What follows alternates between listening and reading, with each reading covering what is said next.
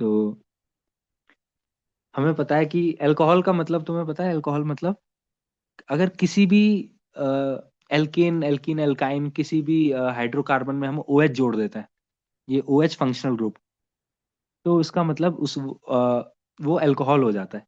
ठीक है, ये R मेरा एल्काइल ग्रुप है, इस एल्काइल ग्रुप के साथ मैं OH जोड़ देता हूँ किसी भी कार्बन चेन के साथ, तो वो क्या हो जाता है, अल्कोहल। तो ये तो बहुत सिंपल था। अब अल्कोहल का आइडेंटिफिकेशन देखते हैं कि अल्कोहल को तुम पहचान सकते हो कि नहीं। 1 2 3 4 इनमें से तुम्हें पहचानना है कौन सा अल्कोहल है। क्या ये 1 नंबर अल्कोहल है? मैंने एल्काइल ग्रुप में OH लगाया है, ये अल्कोहल है। 2 नंबर देखते हैं, 2 नंबर अल्कोहल है कि नहीं। एल्काइल ग्रुप ये है, OH ये रहा, यस अल्कोहल है। सर। 3 नंबर देखते हैं, एल्काइल ग्रुप ये है, उसके साथ हम मैंने अल्कोहल लगाया है ये, तो ये अल्कोहल है। 4 नंबर अल्कोहल है कि नहीं, ये रहा OH, ये रहा alkyl group. No. No no. Sir.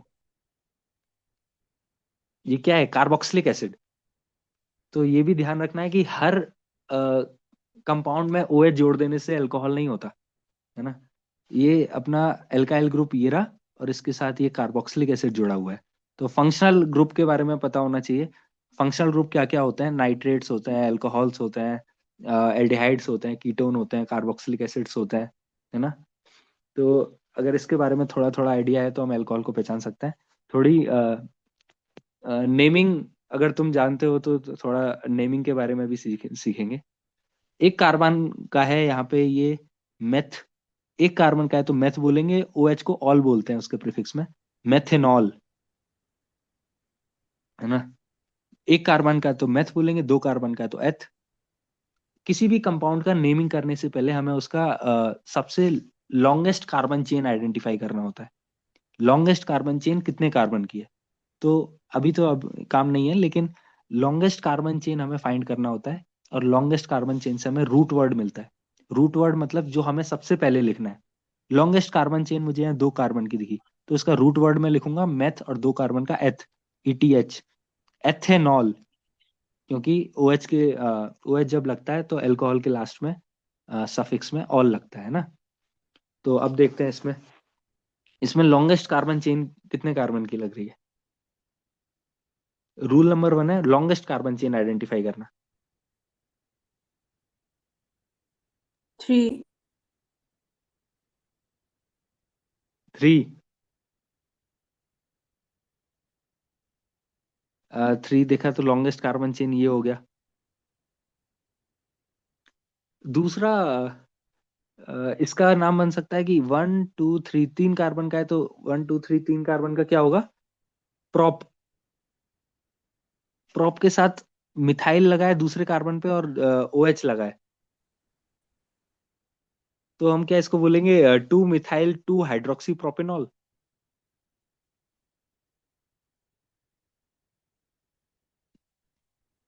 Naming का दूसरा रूल जानते हैं। नेमिंग का दूसरा रूल है कि नेमिंग वहां से स्टार्ट होगी जहां से फंक्शनल ग्रुप अटैच हुआ है ना। जैसे इसमें देखो, नेमिंग वहां से स्टार्ट होगी जहां से फंक्शनल ग्रुप अटैच हुआ है। ये फंक्शनल ग्रुप का पहला कार्बन, ये दूसरा कार्बन। इसका मतलब जहां से फंक्शनल ग्रुप स्टार्ट हो जाता है वहां से नेमिंग शुरू हो जाती है। ठीक है। एक डायलॉग है ना उसका, अमिताभ बच्चन का, जहां से मैं खड़ा हो गया वहीं से लाइन शुरू हो जाती है बोल के। तो जहां से अपना फंक्शनल ग्रुप स्टार्ट हो गया वहीं से हमारा लॉन्गेस्ट कार्बन चेन की नेमिंग स्टार्ट होगी। लॉन्गेस्ट कार्बन चेन बीच वाले कार्बन से ये बन सकती है, ये बन सकती है, ये बन सकती है ना। लॉन्गेस्ट कार्बन चेन यहाँ पे होगी 2 कार्बन की, क्योंकि पहला कार्बन हमें OH से जुड़ा हुआ कार्बन तो इंक्लूड करना ही है। और जहां OH लग गया वहीं से कार्बन की नेमिंग स्टार्ट हो गई, मतलब यहाँ से इधर। ठीक। तो 2 कार्बन का है तो एथ। अब इसमें देखना है एथेनॉल तो है। अब 2 कार्बन पे, पहले कार्बन पे क्या क्या लग रहा है, एक ये मिथाइल, एक ये मिथाइल, 1 1 डाई मिथाइल। ठीक है, 1 1 डाई मिथाइल इथेनॉल। ठीक है। सर फेरि एकचोटि बुझाइदिनु न। ओके। हमारा रूल नंबर 1 होता है किसी भी नेमिंग का कि हमें लॉन्गेस्ट कार्बन चेन पहचाननी है। ठीक है। लेकिन अगर किसी कंपाउंड में फंक्शनल ग्रुप भी होता है, जैसे हमारे पास ये है OH, तो नेमिंग वहां से स्टार्ट होती है जहां से फंक्शनल ग्रुप स्टार्ट मतलब लग जाता है। ये अपना OH फंक्शनल ग्रुप लगा है इस वाले कार्बन पे, है ना, तो हमें ये वाले कार्बन से ही नेमिंग स्टार्ट करनी है कि यहाँ से लाइन स्टार्ट होगी। जैसे भी मैंने बताया था, जहां से फंक्शनल ग्रुप लग गया वहीं से नाम नाम अपना लॉन्गेस्ट कार्बन चेन स्टार्ट होगी।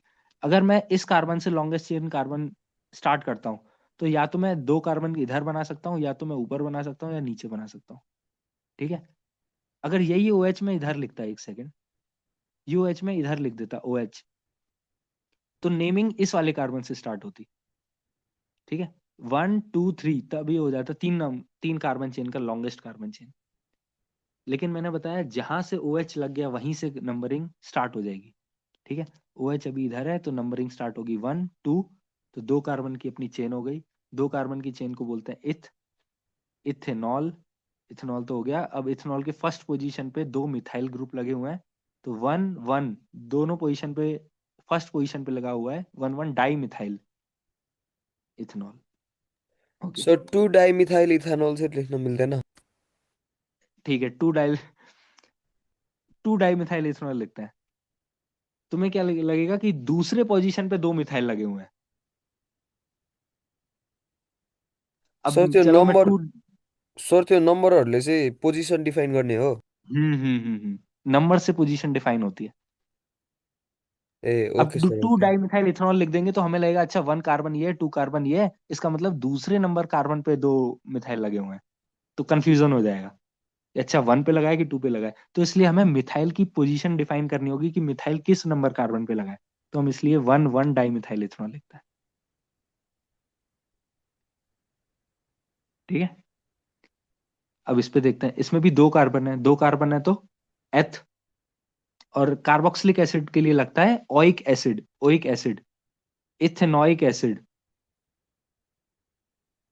हम्म, ये कार्बोक्सिलिक एसिड जब चैप्टर चैप्टर पढ़ेंगे तब कार्बोक्सिलिक एसिड की नेमिंग देखेंगे।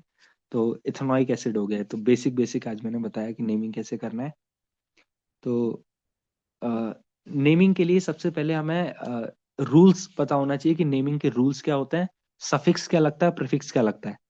ठीक है, मतलब अगर फंक्शनल ग्रुप है तो फंक्शनल ग्रुप के लिए प्रीफिक्स क्या लगेगा। जैसे कीटोन के लिए ONE लगता है लास्ट में, सफिक्स। और अगर कीटोन नहीं है, एल्डिहाइड है, तो उसके लिए क्या लगेगा, AL, एथेनल, मिथेनल, ऐसे करके, है ना। तो ये सब तो हमारे अल्कोहल हो गए।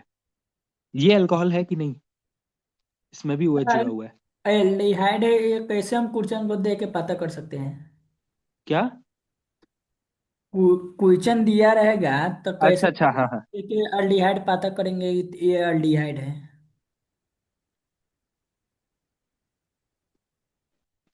अब इसमें देखते हैं कैसे पता लग रहा है कि एल्डिहाइड है।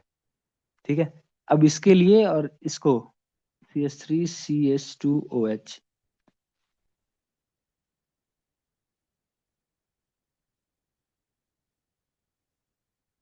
अब इन दोनों में पता करो एल्डिहाइड कौन है। एक सेकंड एक सेकंड,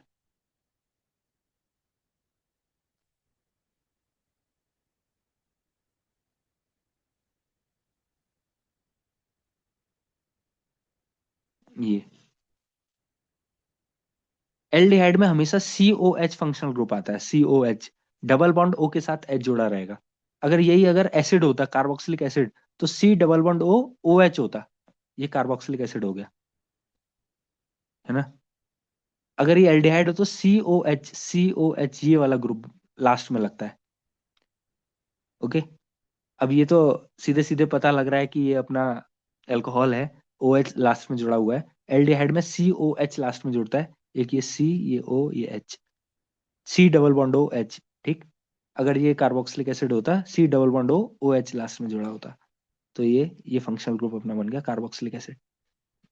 ओके, अल्कोहल के बाद अगला चैप्टर अपना एल्डिहाइड कीटोन्स ही रहेगा, तो और अच्छे से समझ में आएगा। पहली पहली बार जब चीज पढ़ते हैं तो बहुत, मतलब 100% पढ़ाते हैं तो कुछ 10-20% ही दिमाग में जाता है, बाकी सब समझ में नहीं आता। लेकिन जो भी चीज समझ में ना आए तुम मुझसे पूछते रहना। तो एल्डिहाइड के लिए लास्ट में लगेगा COH, C double bond OH, ये लगेगा कार्बोक्सिलिक एसिड के लिए, और एक अल्कोहल के लिए तो OH है ही। ठीक, ये अपना है कि नहीं अल्कोहल? लास्ट में देखा OH, सब कहेंगे अल्कोहल है।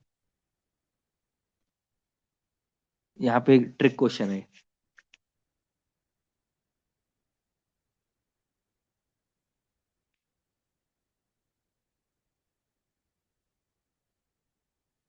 हेलो, जरा सर सर। ये अल्कोहल है कि नहीं? No sir.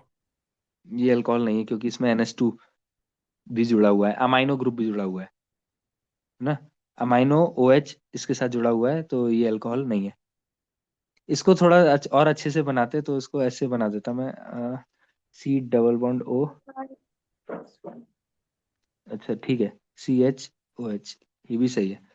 तो हमें अगर अल्कोहल आइडेंटिफाई करना है तो मुझे सीधा सीधा ये पता होना चाहिए कि R ग्रुप के साथ सीधा सीधा OH अगर जुड़ा रहेगा तो वो अल्कोहल हो जाएगा। ये अपना अमोनिया बन गया, मतलब ये अमोनिया रहता है, तो एसिटल्डिहाइड अमोनिया इसको बोलते हैं। एसिटल्डिहाइड अमोनिया, 2 कार्बन का एसिटल्डिहाइड। ओके, ये वाला कार है कि नहीं अल्कोहल? CH3CH2OH, तो सीधा सीधा अल्कोहल है। इसको बोलते हैं मोनोहाइड्रिक अल्कोहल। मोनोहाइड्रिक अल्कोहल मतलब इसमें सिर्फ एक OH है। इसका मतलब दो हाइड्रिक अल्कोहल, डाईहाइड्रिक अल्कोहल वो रहेंगे जिसमें दो दो OH है। हम्म। डाईहाइड्रिक अल्कोहल उसको बोलते हैं जिसमें दो दो OH रहते हैं। ये हो गया अपना मोनोहाइड्रिक अल्कोहल, ये डाईहाइड्रिक अल्कोहल। ट्राईहाइड्रिक अल्कोहल होता है, देखो मैंने एक ट्राईहाइड्रिक अल्कोहल यहाँ पे बनाया हुआ है। ट्राईहाइड्रिक अल्कोहल होता तो है, लेकिन कभी रियल लाइफ में नहीं होता, सिर्फ थ्योरी में होता है। क्योंकि ट्राईहाइड्रिक अल्कोहल कभी स्टेबल ही नहीं होता। ट्राईहाइड्रिक अल्कोहल में क्या होता है कि ये H2O बाहर निकल जाता है, -H2O, और ये वाला बन जाता है, कार्बोक्सिलिक एसिड बन जाता है ना। एक ही कार्बन पे दो या दो से ज्यादा OH हाइड्रोक्सी ग्रुप कभी स्टेबल ही नहीं होता। ये वाला भी कभी स्टेबल नहीं होता। ये भी बहुत अनस्टेबल कंपाउंड है, इसके साथ भी H2O बाहर हो जाता है और ये अपना कीटोन बन जाता है, C डबल बॉन्ड O। तो डाईहाइड्रिक अल्कोहल और ट्राईहाइड्रिक अल्कोहल रियल लाइफ में एग्जिस्ट नहीं करते, क्योंकि बहुत अनस्टेबल होते हैं, है ना। अगर यही तीन अलग अलग कार्बन पे है तो स्टेबल होगा। एक ही कार्बन पे ज्यादा, इतना ज्यादा OH OH OH OH, इतना स्टेरिक हिंड्रेंस डालता है, इतना ज्यादा ट्रैफिक हो जाता है एक कार्बन पे कि वो स्टेबल नहीं हो पाता। लेकिन अलग अलग अलग कार्बन पे अलग अलग OH स्टेबल होता है। जैसे मैंने ये वाला कार्बन बनाया, इस कार्बन पे एक OH, इस कार्बन पे एक OH, इस कार्बन पे एक OH, तो ये स्टेबल है। ठीक है, तो ये हो गया ट्राईहाइड्रिक अल्कोहल। इसका एक फेमस नाम है जिसको बोलते हैं ग्लिसरॉल। ठीक है, ग्लिसरॉल। ग्लिसरॉल अगर लेबोरेटरी में काम करते हैं तो बार बार यूज होता रहता है। पॉलीहाइड्रिक अल्कोहल, जैसे 3 से ज्यादा अगर अल्कोहल OH ग्रुप्स रहेंगे, हाइड्रोक्सी ग्रुप्स, तो उसको पॉलीहाइड्रिक अल्कोहल बोल देंगे। जैसे ग्लूकोज, ग्लूकोज का अगर स्ट्रक्चर देखा होगा, देखा तो क्या ही होगा, ग्लूकोज का स्ट्रक्चर में कई सारे OH OH OH OH होते हैं, तो उससे उसको बोलते हैं पॉलीहाइड्रिक अल्कोहल। ओके, तो मोनोहाइड्रिक, डाईहाइड्रिक थोड़ा सा पता लग गया। तो हम नेक्स्ट देखते हैं।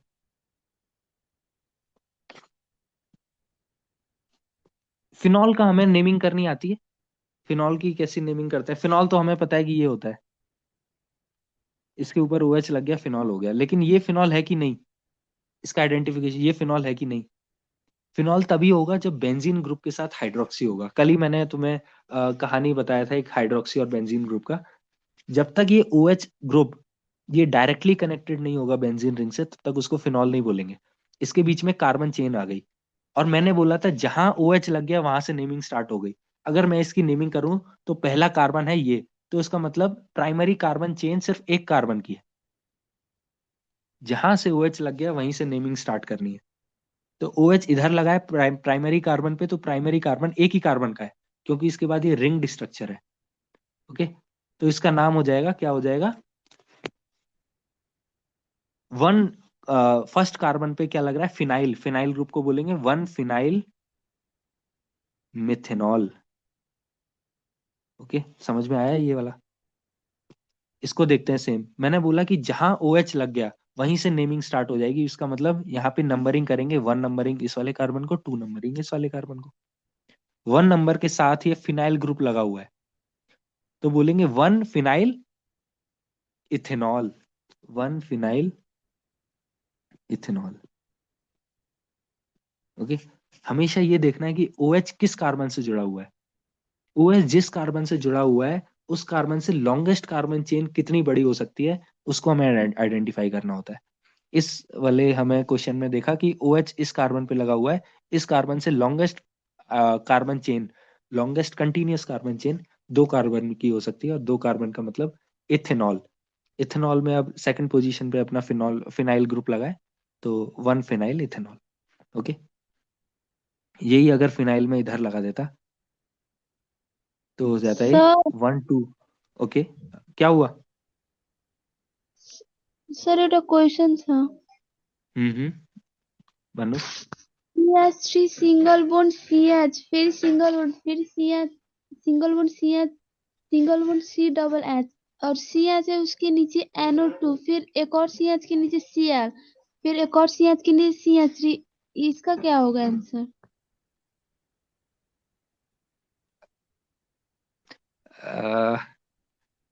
इसको तो तुमने वर्बली बोल दिया, जब तक मुझे मॉलिक्यूल दिखेगा नहीं तब तक मैं कैसे बता पाऊंगा? तो आप क्लास क्लास क्वेश्चन में लिखिए इसको ना। लिख करके रखना, इसको लिख करके रखना क्लास क्लास में, या तो तुम मुझे फोटो भेज देना क्या है, या तो फिर मैं तुम्हें लिख करके बता दूंगा, है ना?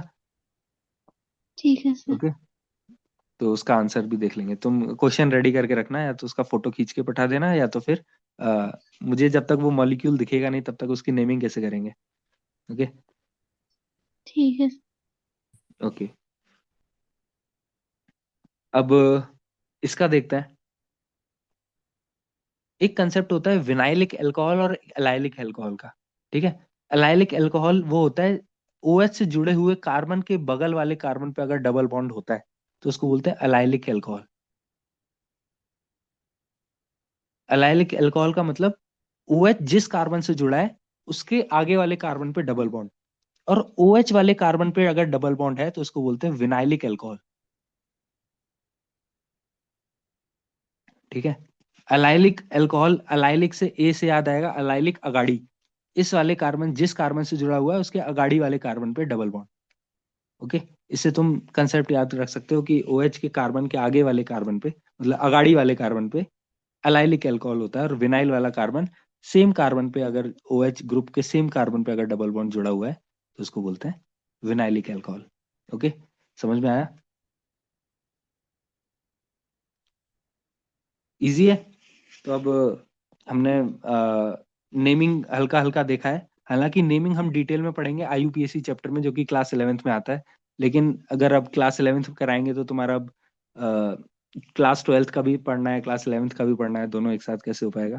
तो मैं हल्का हल्का अभी आइडिया दे रहा हूँ। इसको डिटेल्स में हम जब IUPAC चैप्टर करेंगे तब पढ़ेंगे। अभी कुछ डाउट है और अभी तक का, जिसको जो जो क्वेश्चन मैंने बताया?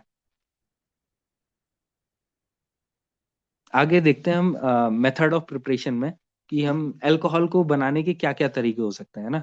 मेथड ऑफ प्रिपरेशन के लिए हमें सबसे पहले पढ़ना पड़ेगा stability of carbocation. Stability of carbocation का मतलब GOC में पढ़ा है अभी तक कार्बोकेटायन की नहीं?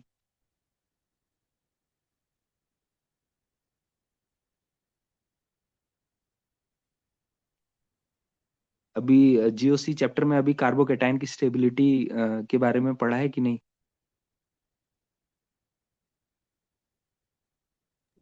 नो छैन sir. Sir, preparation of alcohol होइन, नेमिङ एन्ड आइडेन्टिफिकेसन चाहिँ पढिरहेको छु मैले केमिस्ट्रीमा। ओ, तो स्टेबिलिटी ऑफ कार्बोकेटायन के बारे में हम थोड़ा सा पढ़ेंगे, क्लास 11th का टॉपिक है। कार्बोकेटायन कब स्टेबल होता है इसके बारे में, है ना। कार्बोकेटायन का मतलब होता है C के ऊपर पॉजिटिव चार्ज। पॉजिटिव चार्ज कब स्टेबल होता है बताना? पॉजिटिव चार्ज का मतलब कि वहां पे इलेक्ट्रॉन्स की कमी है। और किसी के पास किसी की कमी होती है, अगर वो चीज उसको दे दी जाए, जैसे भिखारी के पास पैसे की कमी है, खाने की कमी है, अगर भिखारी को खाना दे दिया जाए तो भिखारी स्टेबल हो जाएगा, है ना। इसी तरह कार्बोकेटाइन के पास इलेक्ट्रॉन्स की कमी है, अगर इसको कोई इलेक्ट्रॉन दे दे तो ये स्टेबल हो जाएगा। इलेक्ट्रॉन देने वाले ग्रुप कौन कौन से होते हैं? इलेक्ट्रॉन देने वाले ग्रुप हमने इंडक्टिव इफेक्ट में सीखा था क्लास 11th में, मेसोमेरिक इफेक्ट में सीखा था, रेजोनेंस और हाइपर कॉन्जुगेशन। ये सब हम क्लास 11th में के GOC chapter general organic chemistry में करते हैं। इंडक्टिव इफेक्ट कौन कौन लगाता है, मैं जनरलाइज्ड अभी बता रहा हूँ, सिर्फ कंसेप्ट समझाने के लिए। इंडक्टिव इफेक्ट लगता है CS3, CS2, CS3, इन सब से, है ना। ये सब चीज इंडक्टिव इफेक्ट दिखाता है, मतलब आर ग्रुप, कोई भी एल्काइल ग्रुप अगर कार्बोकेटाइन के साथ जुड़ा है तो इंडक्टिव इफेक्ट दिखाता है। तो मैं बताता हूँ कैसे इंडक्टिव इफेक्ट दिखाता है। अगर इस कार्बोकेटाइन के साथ मैं ऊपर CS3 दे रहा हूँ, लिखा हुआ है, तो इस CS3 की टेंडेंसी रहती है कि ये इलेक्ट्रॉन क्लाउड अपने से इस कार्बोकेटाइन की तरफ ढकेल दे, है ना। इस कार्बोकेटाइन की तरफ इलेक्ट्रॉन देने की टेंडेंसी रहती है, उसको बोलते हैं plus I effect, positive inductive effect, है ना। अगर ये पॉजिटिव इंडक्टिव इफेक्ट है तो CS3 चाहता है कि मैं अपने साइड से इलेक्ट्रॉन क्लाउड को कार्बोकेटाइन के पास शिफ्ट कर दूं, और कार्बोकेटाइन भी यही चाहता है। कार्बोकेटाइन के पास ऑलरेडी इलेक्ट्रॉन की कमी है, वो चाहता है कोई मुझे इलेक्ट्रॉन दे दे, और ये CS3 इसको इलेक्ट्रॉन देता है। इलेक्ट्रॉन देने से बंदा अच्छा है कि इलेक्ट्रॉन शिफ्ट करता है, पार्शियल शिफ्ट। ओके, तो अगर पार्शियल शिफ्टिंग ऑफ इलेक्ट्रॉन हो रही है तो हल्का हल्का, एक सेकेंड, हल्का हल्का जो इलेक्ट्रॉन क्लाउड है वो ऐसे हो जाता है, इलेक्ट्रॉन क्लाउड, ठीक है। इलेक्ट्रॉन शिफ्ट नहीं हुआ है, लेकिन इलेक्ट्रॉन क्लाउड हल्का सा सी कार्बोकेटाइन के पास चला गया है, ना कि इलेक्ट्रॉन पूरा C+ के पास चला गया है। ओके, दोनों में डिफरेंस है, ये चीज समझना कि इंडक्टिव इफेक्ट का मतलब होता है only induction, not transfer of electron. Difference होता है इंडक्शन में और ट्रांसफर में।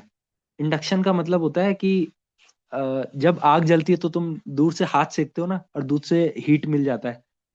अब तुम्हें सिर्फ गर्मी लेने के लिए आग में हाथ डालने की जरूरत तो नहीं होती, हम दूर से हाथ को रखते हैं और हाथ गर्म हो जाता है अपना, हीटर पे हाथ जलाते हैं और हाथ दूर से ही गर्म हो जाता है। इसी तरीके से ये मानो हीटर है और इसको हीट चाहिए, तो दूर से ही उस बॉन्ड से ही सिर्फ हल्का सा हीट का ट्रांसफर या फिर इलेक्ट्रॉन का हल्का सा शिफ्ट होता है। इसको बोलते हैं इंडक्टिव इफेक्ट, जो कि हमने जनरल ऑर्गेनिक केमिस्ट्री में शायद सीखा हो। मेसोमेरिक इफेक्ट को बोलते हैं रेजोनेंस इफेक्ट। रेजोनेंस इफेक्ट भी थोड़ा थोड़ा तुमने पढ़ा होगा। हाइपर कॉन्जुगेशन में अभी बताऊंगा। हाइपर कॉन्जुगेशन वैसे तो बहुत डिटेल टॉपिक आता है 11th में, लेकिन मैं हल्का सा ट्रिक बता दूंगा हाइपर कॉन्जुगेशन कैसे कैलकुलेट करना है। ओके, मान लो ये मेरे पास कार्बोकेटाइन है और मुझे इसके हाइपर कॉन्जुगेटिंग स्ट्रक्चर्स कैलकुलेट करने हैं, ठीक है। तो हाइपर कॉन्जुगेट स्ट्रक्चर्स का बेसिक रूल होता है कि कार्बोकेटाइन के बगल वाले कार्बन sp3 कार्बन पे कितने हाइड्रोजन है, ठीक है। इस कार्बोकेटाइन के साथ वाले कार्बन पे हाइड्रोजन कैलकुलेट करके मुझे बताओ, जितने भी इसके पड़ोसी sp3 कार्बन है, ध्यान रखना sp3 हाइब्रिडाइज्ड कार्बन पे जितने हाइड्रोजन है वो कैलकुलेट करके बताना है।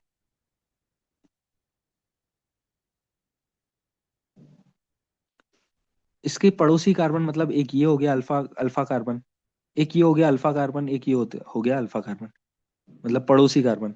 पड़ोसी कार्बन इस पे 3, इस पे 3, इस पे 3, 3 3 3 मतलब 9, 9 अल्फा हाइड्रोजन, ठीक है। अल्फा मतलब पड़ोसी, पड़ोसी को नेपाली में क्या बोलते हैं? छिमेकी। छिमो छिमेकी, हाँ, छिमेकी हाइड्रोजन, छिमेकी कार्बन पे हाइड्रोजन। तो इसके पास 9 छिमेकी हाइड्रोजन है ना। और वो छिमेकी sp3 होना जरूरी है। sp3 हाइब्रिडाइज छिमेकी के पास कितने हाइड्रोजन है ना। sp3 हाइब्रिडाइज कार्बन के पास कितने हाइड्रोजन है, तो ये हमें कैलकुलेट करना होता है। जिसके पास जितने ज्यादा छिमेकी अल्फा हाइड्रोजन जितने ज्यादा, उतना ज्यादा कार्बोकेटाइन की स्टेबिलिटी, ठीक। तो मैं अभी यहाँ 3 कार्बोकेटाइन बना रहा हूँ। एक मान लो ये है, दूसरा मान लो C पॉजिटिव CH3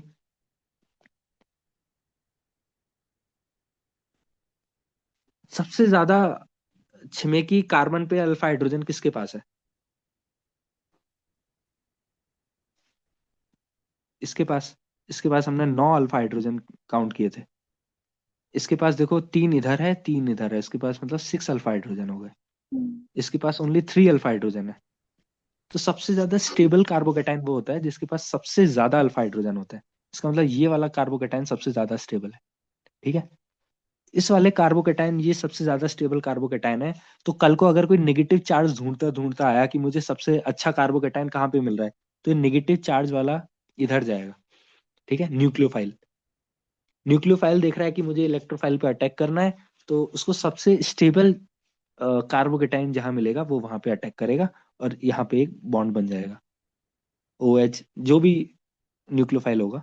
ठीक है, तो बेसिक रूल हमें हाइपर कॉन्जुगेशन का पता लग गया। जिसके पास सबसे ज्यादा अल्फा हाइड्रोजन वो कार्बोकेटाइन उतना स्टेबल। ओके, तो हम थोड़ा अब रिएक्शंस देखते हैं। मेथड ऑफ प्रिपरेशन में H2SO4 के साथ रिएक्शन हो रही है एल्कीन की। एल्कीन की रिएक्शन में क्या होगा कि ये डबल बॉन्ड टूटेगा। ये डबल बॉन्ड टूटने के बाद दो ऑप्शन है, एक कार्बोकेटाइन यहाँ आ सकता है पॉजिटिव चार्ज, एक पॉजिटिव चार्ज यहाँ आ सकता है। पॉजिटिव चार्ज के पास एक ऑप्शन है, या तो बीच वाले कार्बन पे आ सकता है या तो एक्सट्रीम पॉइंट वाले कार्बन पे आ सकता है। ये पॉजिटिव चार्ज वहां आएगा जहां ये सबसे ज्यादा स्टेबल होगा। अब ये पॉजिटिव चार्ज कहता है अच्छा मैं किस वाले कार्बन पे स्टेबल हूँ, तो ये देखता है अगर ये इधर आ गया बीच में, अगर ये बीच में आ गया अपना पॉजिटिव चार्ज, तो इसके पास कितने अल्फा हाइड्रोजन हो जाएंगे? 3 इधर हो जाएंगे और डबल बॉन्ड टूटने के बाद 3 इधर हो जाएंगे, है ना, 6 अल्फा हाइड्रोजन हो जाएंगे। लेकिन अगर इसके पास आ गया यहाँ पे एक्सट्रीम कार्बन के पास, तो इसके पास तो एक भी अल्फा हाइड्रोजन नहीं है क्योंकि ये sp3 हाइब्रिडाइज्ड भी नहीं है। तो एक्सट्रीम वाला पॉजिटिव चार्ज बहुत कम स्टेबल होता है। जनरल रूल ऑफ थंब ये है कि पॉजिटिव चार्ज कभी एक्सट्रीम में स्टेबल ही नहीं होता, हमेशा सेंटर में स्टेबल होता है। ओके, सेंटर का सबसे ज्यादा स्टेबिलिटी होती है पॉजिटिव चार्ज की। तो मुझे कभी रिएक्शन कराना है कभी स्टेबिलिटी के लिए, तो मैं मोस्ट प्रेफरेंशियली मैं बीच वाले कार्बन से बीच वाले कार्बन से जो है रिएक्शन कराता हूँ। ओके, क्योंकि जनरली बीच वाले कार्बन के पास सबसे ज्यादा अल्फा हाइड्रोजन होते हैं और सबसे ज्यादा स्टेबल कैटायन बीच वाला बनता है। ओके, तो अब हमें इसका रिएक्शन कराना है H2SO4 और वाटर के साथ। ठीक है, H2SO4 is a strong acid. Strong acid क्या देता है? H प्लस और HSO3 minus. Okay, HSO4 minus. तो स्ट्रॉन्ग एसिड जो कि सॉल्यूशन में जाके डिसोशिएट हो जाता है H प्लस में और HSO4 माइनस में। मैंने कहा न्यूक्लियोफाइल है ये, क्योंकि इसके पास इलेक्ट्रॉन नेगेटिव चार्ज है। तो नेगेटिव चार्ज देख रहा है अच्छा पॉजिटिव चार्ज किधर है, पॉजिटिव चार्ज सबसे ज्यादा स्टेबल कहाँ है? पॉजिटिव चार्ज ने कहा अच्छा मैं बीच वाले कार्बन पे सबसे ज्यादा स्टेबल हूँ। तो सबसे पहले ये HSO4 गया इधर और बीच वाले कार्बन पे अटैक कर दिया। बीच वाले कार्बन पे अटैक किया तो बन गया CH3 CH HSO4 CH3, ये बन गया है ना।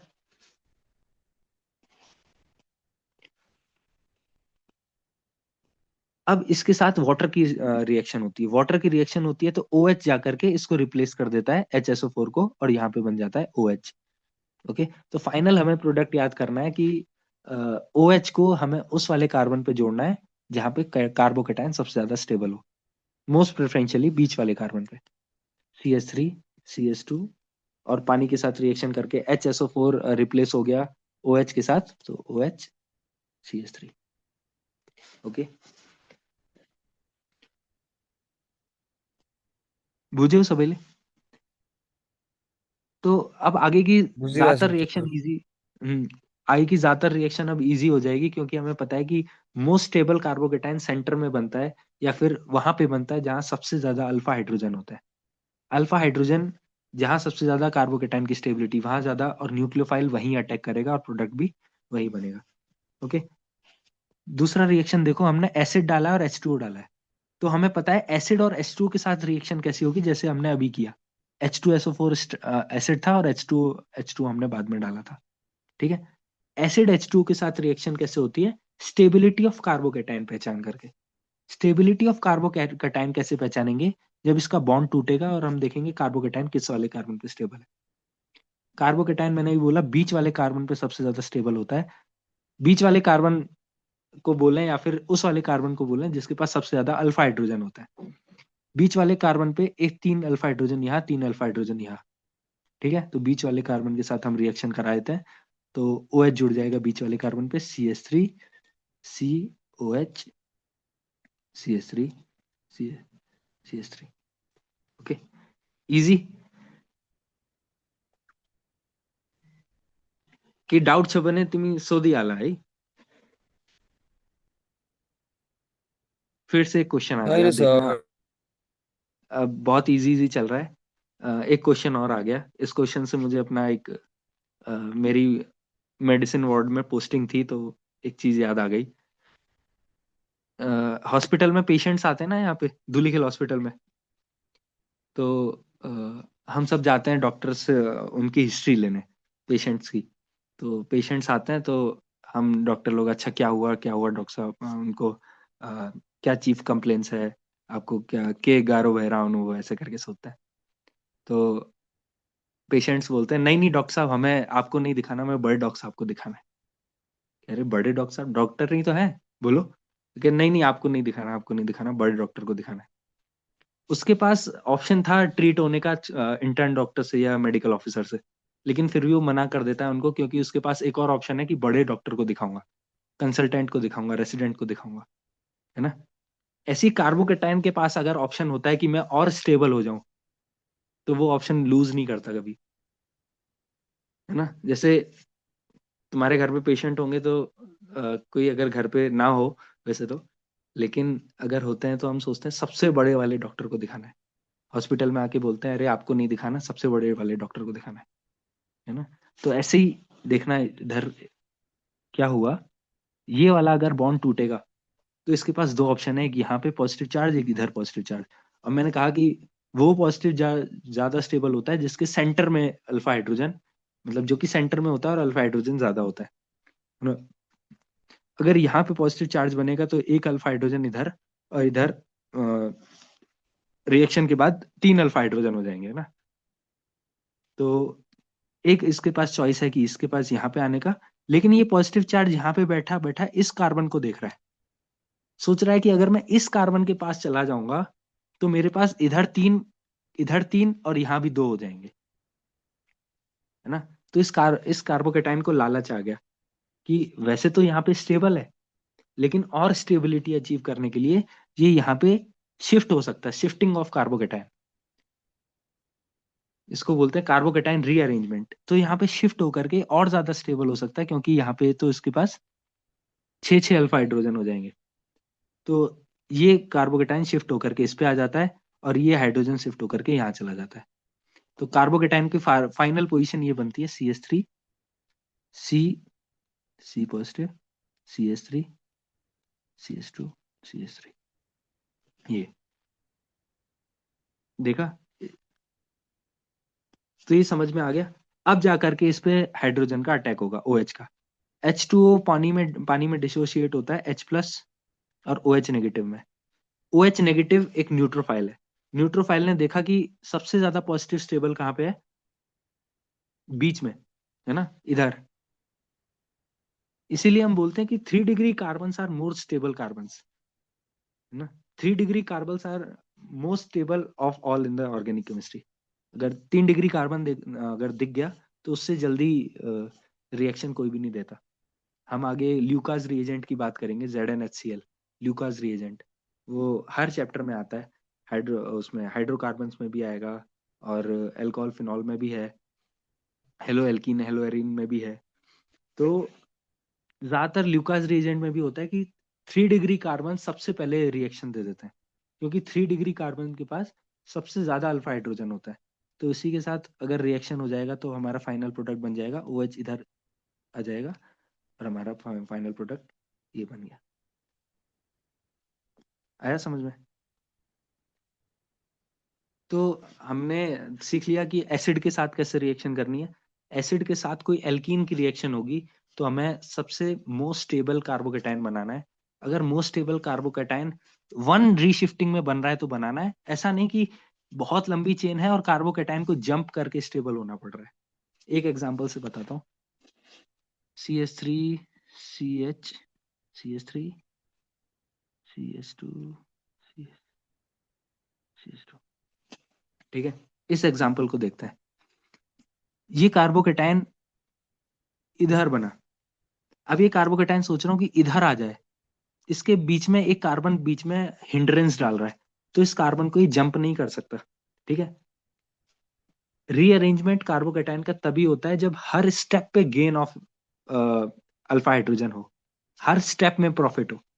अगर इसको यहाँ पे भी अल्फा हाइड्रोजन अगर बढ़ रहे होते तो ये यहाँ पे आके फिर इधर आता, ओके। लेकिन अगर हर स्टेप में अल्फा हाइड्रोजन का गेन नहीं है तो वो रीअरेंजमेंट नहीं होता। बेसिक सी रूल यही है कि अगर एक कार्बन जंप करके अगर जाना पड़ रहा है कार्बोकेटाइन को, तो वो कार्बन जंप नहीं करता, वो कार्बोकेटाइन जंप नहीं करता, ओके। यहाँ पे ऊपर वाले क्वेश्चन में ये था कि यहाँ पे बॉन्ड टूटा, इधर पॉजिटिव आया, कूद करके अपने नेक्स्ट कार्बन पे चला गया, नेक्स्ट कार्बन तक रीअरेंजमेंट पॉसिबल है। लेकिन उसके आगे वाले कार्बन पे रीअरेंजमेंट पॉसिबल नहीं है, ओके।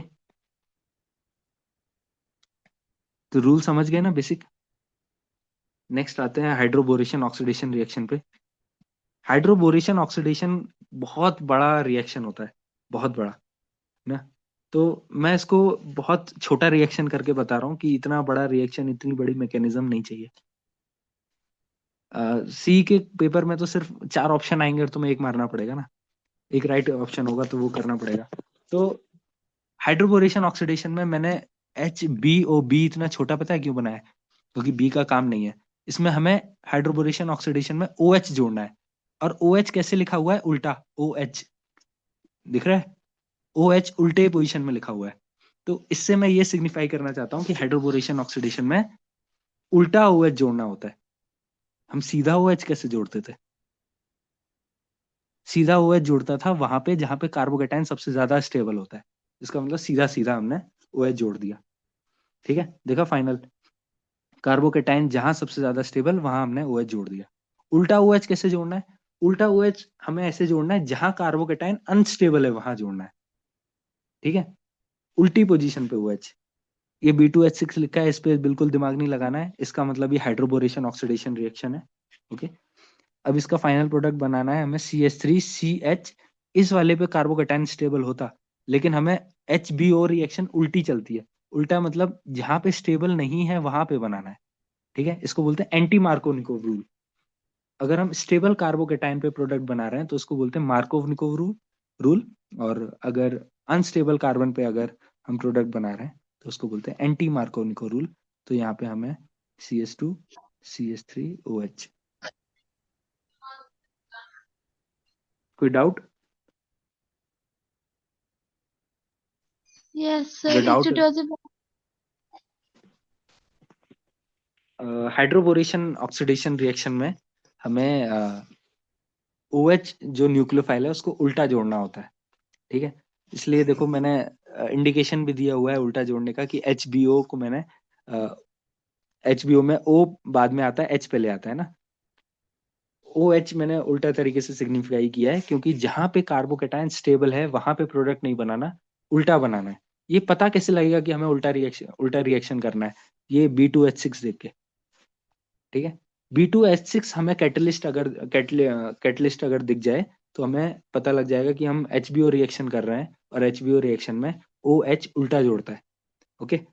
तो हमने OH अगर सीधा जोड़ रहे होते तो कार्बोकेटाइन यहाँ बनता, और हम मार्कोव-निकोव रूल के हिसाब से CHOH ऐसा प्रोडक्ट बना देते जैसा हमने ऊपर अभी सीखा। लेकिन हम अभी उल्टा रिएक्शन कर रहे हैं तो हम बनाएंगे प्रोडक्ट ऐसा, ओके। इसका मैकेनिज्म बहुत बड़ा है, मैकेनिज्म पढ़ने की जरूरत नहीं है। मैकेनिज्म अगर पढ़ेंगे तो एक लेक्चर मैकेनिज्म में ही चला जाएगा। तो नेक्स्ट रिएक्शन देखते हैं। अब ये दोनों बहुत स्पेशल रिएक्शन है। इस रिएक्शन में सिर्फ मैंने बताया ना, दिमाग नहीं लगाना है, सीधा सीधा प्रोडक्ट बनाना है। अगर दिमाग लगा दिया तो क्वेश्चन गलत हो जाएगा। B2H6 देखना है और उल्टा प्रोडक्ट बनाना है, खत्म। अगला रिएक्शन है ऑक्सी मर्क्यूरेशन डीमर्क्यूरेशन। देखो कितना बड़ा इसमें रिएजेंट दिया हुआ है। इतना बड़ा रिएजेंट Hg मर्क्यूरी वाला रिएजेंट देख के ही पता लग जाएगा कि ये OMDM रिएक्शन करने वाला है। OMDM मतलब ऑक्सी मर्क्यूरेशन डीमर्क्यूरेशन। और इसमें हमें क्या करना होता है, बिना रीअरेंजमेंट के स्टेबल कार्बोकेटाइन के साथ प्रोडक्ट बनाने देना होता है। ठीक है, स्टेबल कार्बोकेटाइन कहाँ बनेगा, इधर। बिना रीअरेंजमेंट के मतलब अगर कभी इस कार्बोकेटाइन को बगल वाले कार्बन पे शिफ्ट होना पड़ेगा तो ये नहीं होगा। ठीक, तो HBO ऑक्सीड HBO के साथ में लिख देता हूँ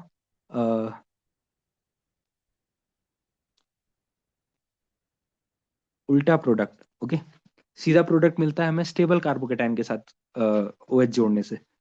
उल्टा प्रोडक्ट OM के साथ OMDM के साथ लिख देते हैं।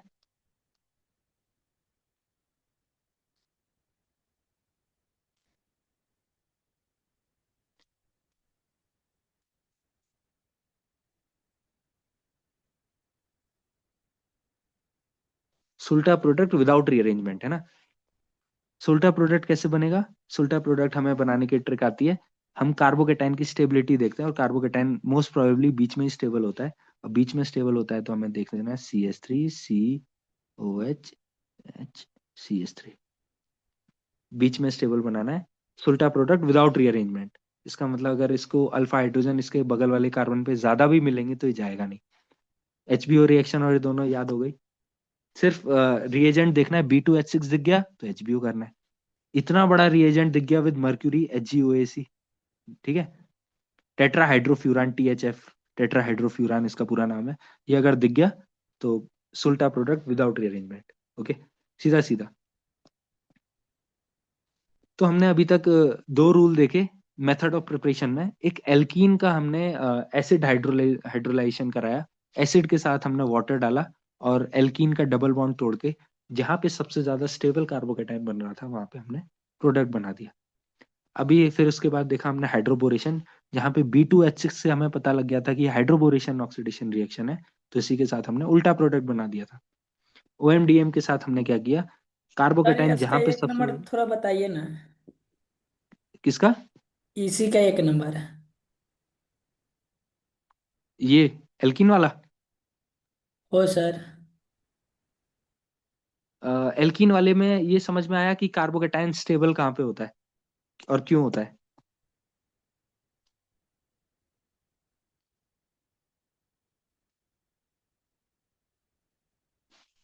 कार्बोकेटाइन स्टेबल मैंने बताया कि वहां पे होता है जहां पे उसको सबसे ज्यादा अल्फा हाइड्रोजन मिलता है। ठीक है, अल्फा हाइड्रोजन सबसे ज्यादा मोस्ट प्रोबेबली सेंटर पोजीशन पे मिलता है। इसका मतलब centre position is most likely to have most stable carbocation. Centre position पे सबसे ज्यादा कार्बोकेटाइन की स्टेबिलिटी का चांसेस होता है, लेकिन चांसेस कंफर्म करने के लिए अल्फा हाइड्रोजन हमें गिन लेने चाहिए। अब सेंटर पोजीशन पे कार्बोकेटाइन स्टेबल है तो H2SO4 के साथ अगर मैं रिएक्शन कर रहा हूँ तो H2SO4 वाटर में जाकर के डिसोसिएट हो जाता है, क्योंकि ये एसिड है H+ और HSO4 माइनस में। ठीक है, HSO4 माइनस क्योंकि एक न्यूक्लियोफाइल है, इसके पास इलेक्ट्रॉन है, तो ये देखता है कि मुझे प्रोटॉन कहाँ से मिलेगा या पॉजिटिव चार्ज किधर है। तो ये इलेक्ट्रॉन की खोज में न्यूक्लियोफाइल इसके पास जाता है कि सबसे ज्यादा स्टेबल कार्बोकेटाइन कहाँ पे है, और जहां पे सबसे ज्यादा स्टेबल कार्बोकेटाइन होता है वहां पे प्रोडक्ट बन जाता है। हालांकि ये फाइनल प्रोडक्ट नहीं है, अभी प्रोडक्ट बन गया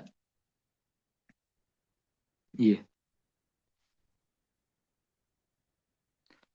इसके इसको फाइनली हम H2O के साथ रिएक्ट करते हैं। H2O के साथ रिएक्ट करते हैं तो OH नेगेटिव इस वाले न्यूक्लियोफाइल को सब्स्टिट्यूट कर देता है और खुद आ जाता है इधर। ठीक है, और ये फिर से H+ के साथ H2SO4 बन के बाहर हो जाता है रिएक्शन से। इतना याद नहीं करना है, मैकेनिज्म थोड़ी कॉम्प्लिकेटेड है मुझे लग रहा है। सिर्फ देखा एसिड और वाटर के साथ अगर रिएक्शन हो रही है, जो मैंने सेकंड स्टेप में लिखा है, ये भी तो H2SO4 एसिड है, सल्फ्यूरिक एसिड। अगर एसिड और वाटर के साथ रिएक्शन हो रही है तो हमें most stable alkene most stable carbocation के साथ OH प्रोडक्ट बना देना है। ओके, बिल्कुल दिमाग नहीं लगाना है। H2O और एसिड जहां पे दिखा हमें OH नेगेटिव ऐड करना है प्रोडक्ट में, OH नेगेटिव कहाँ ऐड करना होता है? जहां सबसे स्टेबल कार्बोकेटायन बनेगा, और जहां सबसे स्टेबल कार्बोकेटायन बना उसके साथ हमें प्रोडक्ट बना देना है। सिंपल। ओके, ऐसे ही हमने यहाँ किया, लेकिन यहाँ हमने रीअरेंजमेंट किया था। ओके, अगर कार्बोकेटायन को अपने बगल वाले कार्बन पे ज्यादा अल्फा हाइड्रोजन दिख रहा है तो वो रीअरेंजमेंट कर लेता है। ठीक है, जैसे अब तुम्हारे अगर थाली में एक लाल मोहन है और तुम्हारी दोस्त की थाली में 2 लाल मोहन है, तो तुम उससे थाली एक्सचेंज कर लेते हो ना कि नहीं मुझे 2 लाल मोहन चाहिए।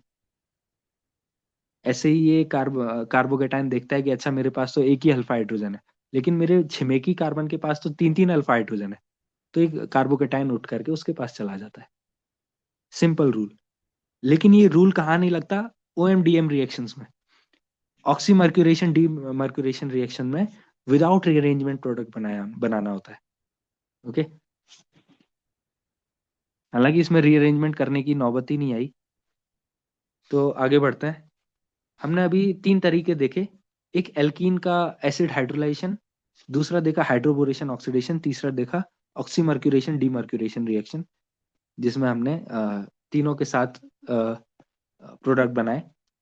कल मैंने एक तुम्हें बताया था ऑक्सीडेशन और रिडक्शन के लिए एक ट्रिक बताई थी। ऑक्सीडेशन कैसे करते हैं, रिडक्शन कैसे करते हैं? तो अगर हम एल्डिहाइड या कीटोन को रिड्यूस करेंगे तभी तो अल्कोहल बन जाएगा। कल हमने देखा था कि एल्केन को ऑक्सीडाइज करेंगे तो क्या मिलेगा? एल्कोहल। एल्कोहल को ऑक्सीडाइज करेंगे तो क्या मिलेगा? एल्डिहाइड या कीटोन। कीटोन को ऑक्सीडाइज करेंगे तो मिलेगा carboxylic acid.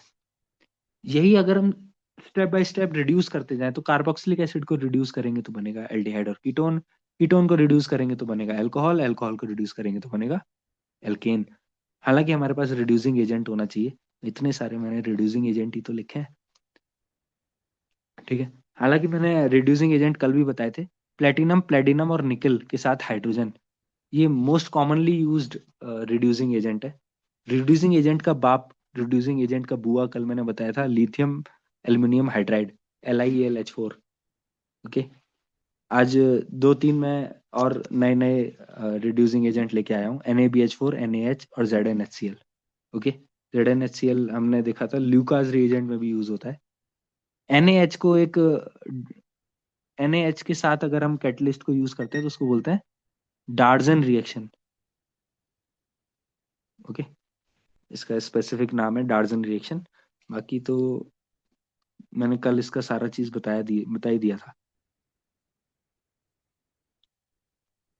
Okay, lithium aluminium hydride अगर इसको कार्बोक्सिलिक एसिड मिल गया तो डायरेक्ट अल्कोहल में चेंज कर देगा। Okay, NaBH4, NaH, platinum, platinum, ये स्टेप बाय स्टेप अगर एल्डिहाइड कीटोन मिल गया तो उसको अल्कोहल में चेंज कर देंगे। ओके, तो एक क्वेश्चन है अपने पास, क्वेश्चन प्रैक्टिस करते हैं तो और आएगा।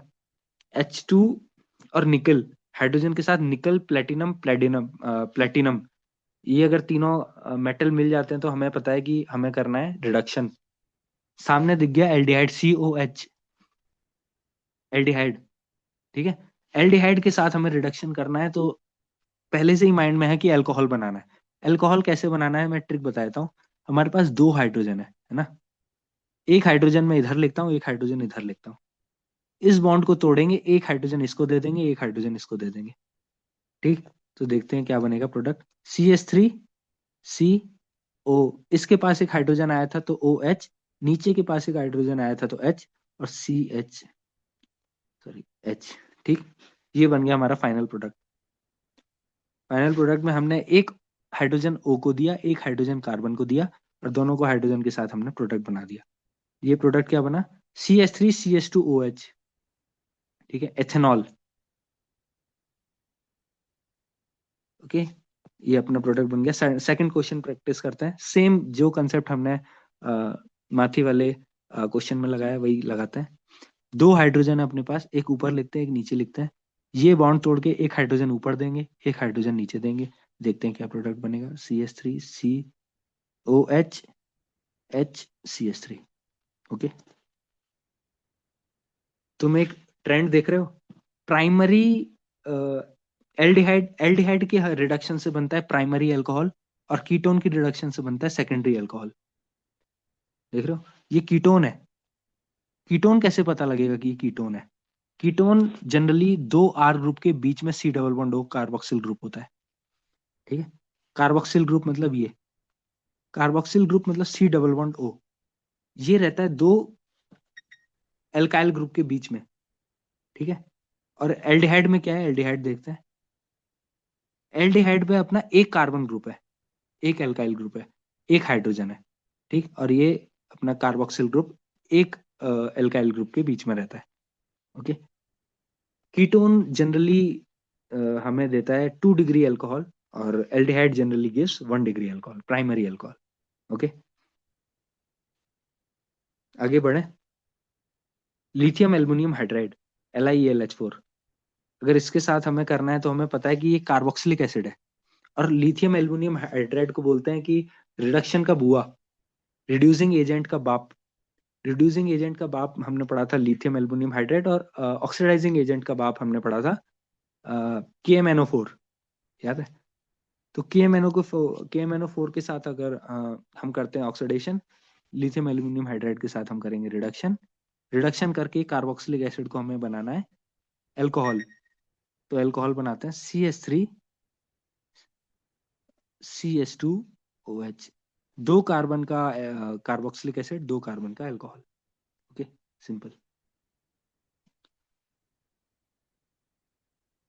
ओके। नेक्स्ट देखते हैं, NaBH4 के साथ हमें क्या करना है, सेम काम करना है। Cl हटाना है, ये हटाना है, OH लगाना है, CH3CH2OH, सिंपल। कोई भी ग्रुप हो, हमें सीधे सिर्फ दो कार्बन है, प्राइमरी कार्बन चेन गिननी है, कितना है। LiAlH4 दिख गया, रिड्यूसिंग एजेंट दिख गया, और कार्बोक्सिलिक एसिड दिख गया। जितने कार्बन का कार्बोक्सिलिक एसिड उतने कार्बन का अल्कोहल, ठीक है। जितने कार्बन का असाइल हैलाइड उतने कार्बन का अल्कोहल, सेम टू सेम। यहाँ पे भी लिथियम एल्युमिनियम हाइड्राइड है, LiAlH4, ओके। हमने अभी तक कितने मेथड्स देख लिए। अब एक हमने देखा method of preparation by acid hydrolysation of alkene. Alkene को हमने हाइड्रोलाइज किया था तो मोस्ट स्टेबल कार्बोकेटाइन बनाया था, मोस्ट स्टेबल कार्बोकेटाइन के साथ न्यूक्लियोफाइल की रिएक्शन कराई थी, और हमने प्रोडक्ट बना दिया था। एचबीओ मैंने OH जोड़ना होता है, और ये उल्टा लिखा ही इसलिए क्योंकि इसमें उल्टा प्रोडक्ट बनाना होता है। उल्टा प्रोडक्ट बनाया तो हमने एचबीओ के साथ जहां सबसे कम स्टेबल था कार्बोकेटाइन वहां पे प्रोडक्ट बना दिया, okay. Oxymercuration demercuration OMDM reaction के साथ सुल्टा प्रोडक्ट बनाना है विदाउट रीअरेंजमेंट, मतलब कार्बोकेटाइन जहां पे है वहीं पे प्रोडक्ट बनाना है बिना रीअरेंजमेंट करे हुए, ओके। रिड्यूसिंग एजेंट अगर एल्डिहाइड और कीटोन को रिड्यूस करते हैं तब भी अल्कोहल बन जाता है। एल्डिहाइड को रिड्यूस करते हैं तो 1 डिग्री अल्कोहल बनता है, कीटोन को रिड्यूस करते हैं तो 2 डिग्री अल्कोहल बनता है ना। ये हमने अभी देखा। एक और रिएक्शन होती है हाइड्रोलाइसिस ऑफ ईस्टर, ओके। इस ग्रुप को एस्टर ग्रुप बोलते हैं, इस ग्रुप को, ओके। इस ग्रुप को हम बोलते हैं एस्टर ग्रुप। बहुत ही सिंपल है, बहुत सिंपल, ओके। इस Na को O के पास देना है और OH को CH3 के पास देना है, ठीक। इसका मैं मैकेनिज्म रेजोनेंस का मैकेनिज्म है जो कि मैं जब एस्टर पढ़ाऊंगा फिनॉल के बाद तो हम डिस्कस करेंगे। इस ऑक्सीजन के जो लोन पेयर है, ये ऑक्सीजन के लोन पेयर इस डबल बॉन्ड के साथ रेजोनेंस में है, ओके। तो ये ऑक्सीजन के लोन पेयर रेजोनेंस में है तो चाहते हैं कि CH3 को बाहर कर दें, तो ये NaOH सबसे ज्यादा जो अटैक करता है इस ऑक्सीजन के पास करता है, क्योंकि Na पॉजिटिव है और ऑक्सीजन के पास लोन पेयर मतलब नेगेटिव चार्ज है, तो Na पॉजिटिव के पास अटैक करेगा और OH नेगेटिव CH3 के पास अटैक करेगा। देखते हैं क्या प्रोडक्ट बनता है। CH3 C double bond O ONA और CH3OH। ये బూజేసి చూస్తే మీరు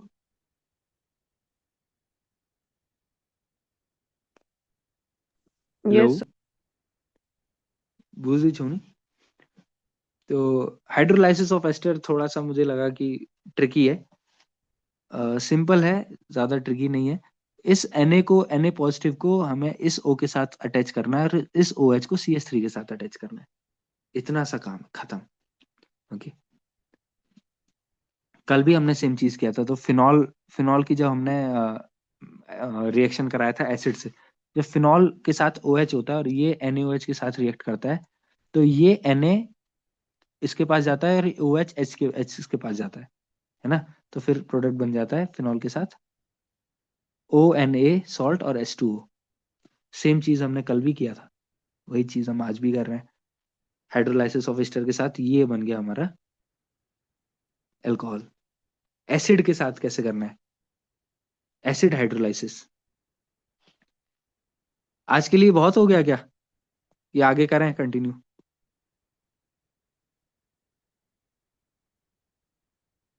सर बोली गरम अब। बोली करने निद्र लाई सके अब? Yes sir. ओ, तो चलो सब अब गई यहाँ सके से सर। सब गई सके। बारे ला तो ला, अब ज्यादा बचा नहीं था वैसे। सॉल्युबिलिटी सॉल्युबिलिटी चलो एक ही टॉपिक था, कल करते हैं। कल मोस्ट प्रोबेबली मैं अल्कोहल चैप्टर खत्म हो जाएगा। अल्कोहल में बहुत ज्यादा रिएक्शंस है क्या अल्कोहल तो में? इसका मैकेनिज्म नहीं होगा क्या? मैकेनिज्म हर चीज का होगा, लेकिन मैकेनिज्म समझने का टाइम नहीं है ना। मैकेनिज्म जितना मैंने बताया अभी सीधा सीधा, मैकेनिज्म में तो बहुत प्रोटोनेशन करना पड़ता है सबसे पहले, और पूरा उसका हर फ्रीडेल क्राफ्ट रिएक्शंस होती हैं, सब चीज का अलग अलग मैकेनिज्म होता है। न्यूक्लियोफिलिक सब्स्टिट्यूशन का अलग मैकेनिज्म है, न्यूक्लियोफिलिक एडिशन का अलग रिएक्शन है। तो रिएक्शन का अगर मैकेनिज्म देखेंगे तो बहुत लंबी हो जाएगी रिएक्शन, ठीक है। तो मैंने बहुत सिंपल सिंपल सिंपल बताया है कि इसके पास ये अगर मैं एस्टर पढ़ाता ना तो और अच्छे से समझ में आता। एस्टर में जब पढ़ाऊंगा उसके अंदर रेजोनेंस पढ़ाऊंगा, तो रेजोनेंस के अंदर ये और अच्छे से समझ में आएगा कि Na इसके पास क्यों गया। ओके, तो अभी के लिए तो एस्टर हमने नहीं पढ़ा है, तो एस्टर वेट करना पड़ेगा पढ़ने का। एसिड का चलो हम कल करते हैं यहाँ से, अब ज्यादा बचा भी नहीं है। अच्छा, ये क्वेश्चन तो तुम कर ही सकते हो। KMnO4 दिखा, KMnO4 से पता लग गया KMnO4 इज ए ऑक्सीडेशन का बाप। KMnO4 को अल्कोहल या 3 डिग्री एल्केन कहीं भी मिल जाता है, तो वो उसको ऑक्सीडाइज करके कार्बोक्सिलिक एसिड बना देता है।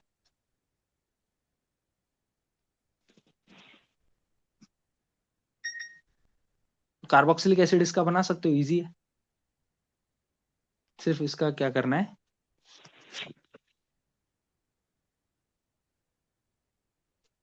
सर इसका कार्बोक्सिलिक एसिड नहीं बनेगा, इसका अल्कोहल बनेगा KMnO4 के साथ। CH3 COH CH3। KMnO4 को अगर फिर से इसके साथ अगर रिएक्शन कराएंगे तब इसका कार्बोक्सिलिक एसिड बनेगा। ओके, 3 डिग्री एल्केन को KMnO4 अल्कोहल में कन्वर्ट कर देता है। चलो आज के लिए मुझे लगता है बहुत हो गया।